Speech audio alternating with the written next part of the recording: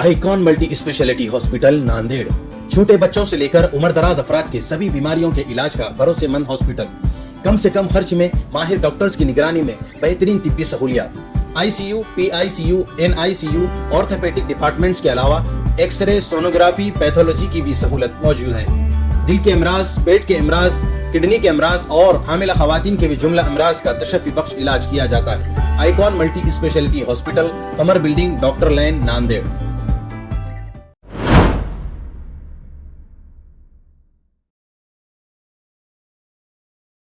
बिस्मिल्लाहिर्रहमानिर्रहीम। नाज़रीन अस्सलामु अलैकुम वरहमतुल्लाहि वबरकातुहू। BI स्टार के ख़ास प्रोग्राम प्राइम टाइम में मैं आपका मेज़बान ज़ियाउर रहमान महफूज़ फ़ारूक़ी। आगे बढ़ने से पहले मेरी आप तमाम से गुजारिश है कि BI स्टार न्यूज़ चैनल को ज़रूर सब्सक्राइब करें, इसको खूब शेयर और लाइक करें।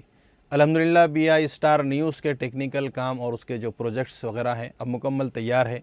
इंशाअल्लाह अब रोज़ाना पाबंदी के एतबार से इस पर ख़बरें और वीकली स्पेशल एपिसोड्स नशर किए जाएंगे। आगे बढ़ते हैं आज के मौजू की तरफ। नाज़रीन, तुर्की और सीरिया में बरोज़ पीर 6 फरवरी को आए तबाहकुन ज़लज़ले से हर तरफ क़यामत का मंज़र है। मंगल 7 फरवरी को महलूकीन की तादाद बढ़कर 8000 से ज़्यादा हो गई। तुर्की के सदर रजब तैयब उर्दुगान ने ज़लज़ले से मुतासिर इलाक़ों में 3 महीने के लिए इमरजेंसी का ऐलान कर दिया है। WHO ने इस दरमियान बाकी ममालिक से ज़्यादा मदद करने की भी अपील की है। नाज़रीन, तुर्की और सीरिया में पीर की सुबह शिद्दत के लगातार 3 से 5 तबाहकुन ज़लज़ले आए थे। उसमें अब तक 8000 से ज़्यादा लोगों की मौत हुई है, जिसमें तुर्की में सबसे ज़्यादा लोग मारे गए हैं। WHO के मुताबिक इस सानहे से 23 करोड़ लोग मुतासिर हो सकते हैं। जी हाँ नाज़रीन, तुर्की और सीरिया में राहत रसानी का काम जंगी पैमाने पर जारी है। इस दौरान कई टीम को दिल दहला देने वाले मनाजिर भी देखने को मिल रहे हैं।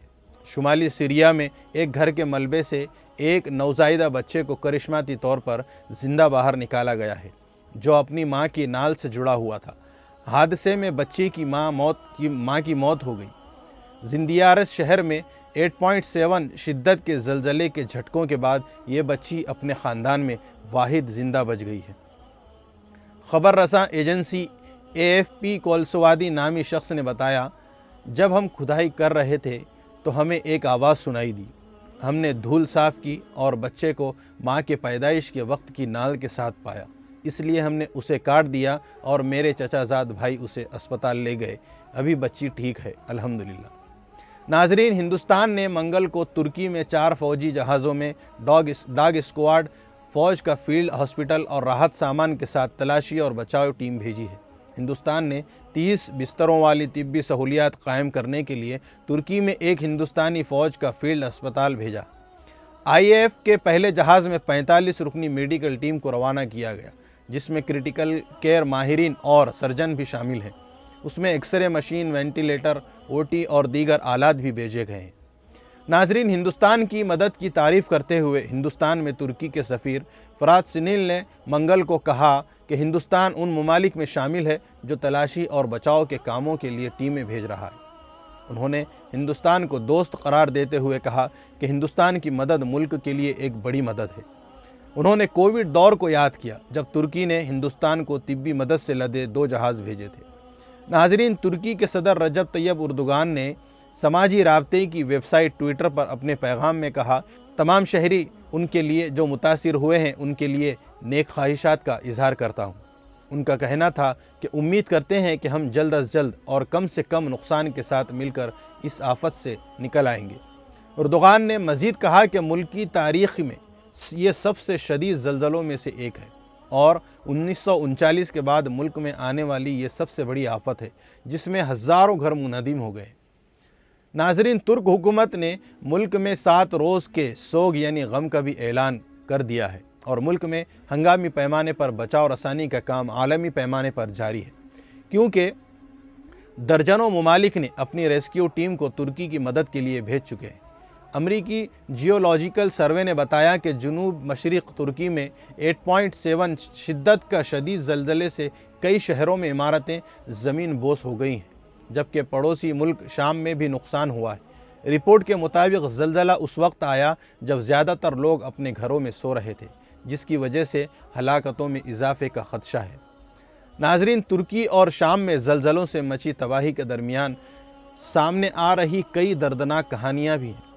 ترکی اور شام میں ایک کے بعد دیگر زلزلے کے 5 جھٹکوں نے ہزاروں زندگیوں کو لمحے بھر میں ختم کر دیا۔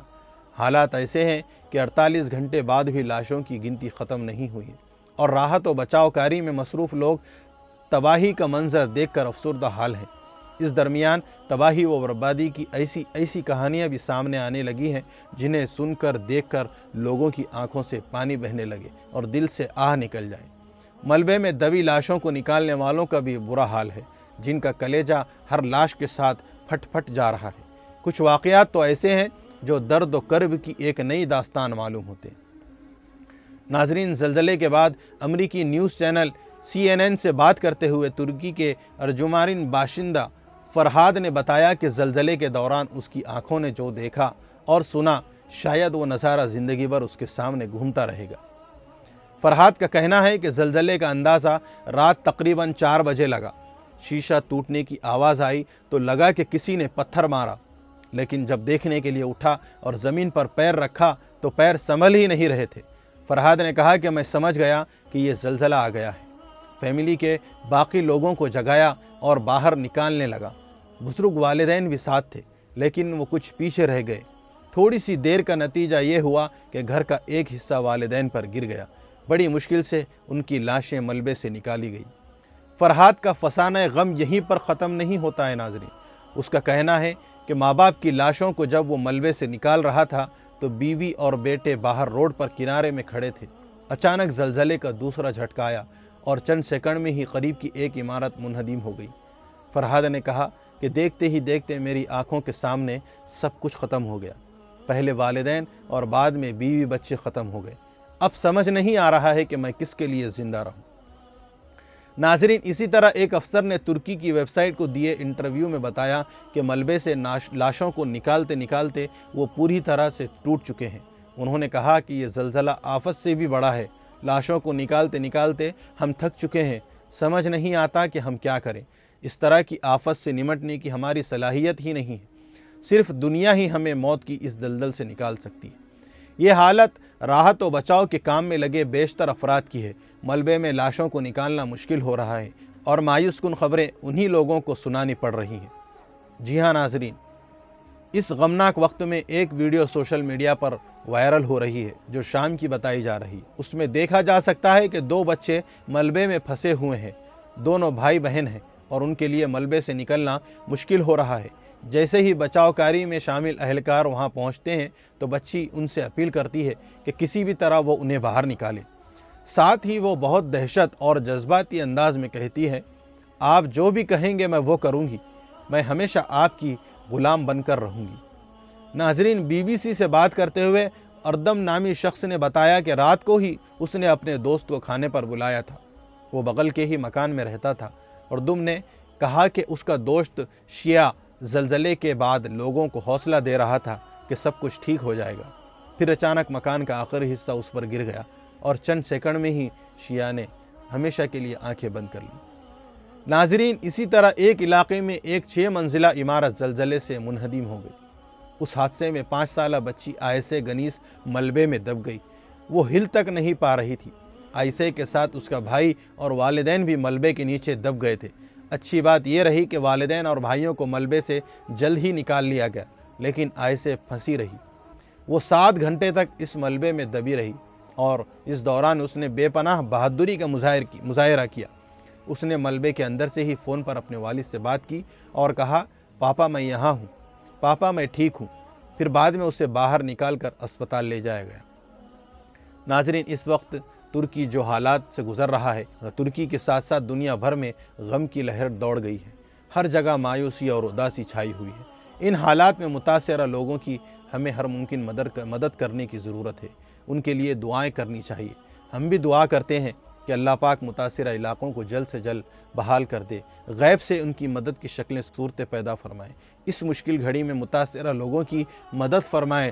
تمام لوگ جو پھنسے ہوئے ہیں ان کے باہر نکلنے کی شکلیں پیدا فرمائے اور آسانی کا معاملہ فرمائے۔ جو اس زلزلے میں مر چکے ہیں، وفات پا چکے ہیں، اللہ پاک ان کی مغفرت فرمائے۔ جو زخمی ہیں، اسپتالوں میں ہیں، ان کو جلد سے جلد صحت عطا فرمائے، آمین یا رب العالمین۔ چلیے ناظرین، وقت کافی ہو گیا ہے، انشاءاللہ بہت جلد پھر آپ سے ملاقات ہوگی۔ جاتے جاتے آپ سے پھر ایک مرتبہ گزارش ہے کہ اس ویڈیو کو خوب شیئر کریں، اور چینل کو جن احباب نے ابھی تک سبسکرائب نہیں کیا، براہ کرم BI اسٹار نیوز چینل کو ضرور سبسکرائب کریں۔ اب اجازت چاہتا ہوں، اپنا اور اپنوں کا خیال رکھیے، خوب دعاؤں اور عبادت کا اہتمام کریں، ہمارے لیے بھی دعا کریں۔ جزاک اللہ خیر، خدا حافظ، السلام علیکم ورحمۃ اللہ وبرکاتہ۔